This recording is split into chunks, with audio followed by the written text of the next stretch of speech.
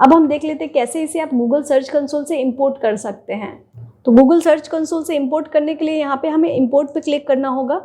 Then उसके बाद हम कंटिन्यू पे क्लिक करेंगे। उसके बाद हमारा यहाँ पे ईमेल आईडी हमें वेरीफाई करना होगा, अलाउ करना होगा। ठीक है, अब यहाँ पे ये आपसे पूछ रहा है किस वेबसाइट को आप यहाँ पे इंपोर्ट करना चाहते हैं। तो जितने भी वेबसाइट आपके गूगल सर्च कंसोल में उन सभी को करना चाहते हैं, पर्टिकुलर किसी एक वेबसाइट को आप इंपोर्ट करना चाहते हैं तो उसे जिसे भी आप इंपोर्ट करना चाहते हैं उसे आप चूज कर लेंगे। ठीक है, हम इस वेबसाइट को यहाँ पे इंपोर्ट करते हैं।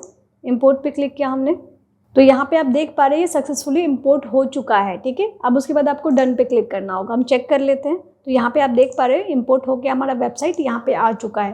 तो इस तरीके से आप बिंग वेबमास्टर टूल में गूगल सर्च कंसोल के वेबसाइट को भी इंपोर्ट कर सकते हैं। तो आई होप आप समझ गए कैसे बिंग वेबमास्टर टूल में अपने वेबसाइट को सबमिट करना होता है और कैसे उसे वेरीफाई करना होता है। तो अगर आपको ये वीडियो अच्छा लगा तो प्लीज़ ज़रूर लाइक करें, अपने दोस्तों के साथ वीडियो को आप ज़रूर शेयर करें, और कुछ भी लिखना चाहते हैं तो प्लीज़ आप मुझे कमेंट कर सकते हैं। चैनल को अभी तक आपने सब्सक्राइब नहीं किया तो प्लीज़ आप लोग सब्सक्राइब ज़रूर करें। Thank you so much.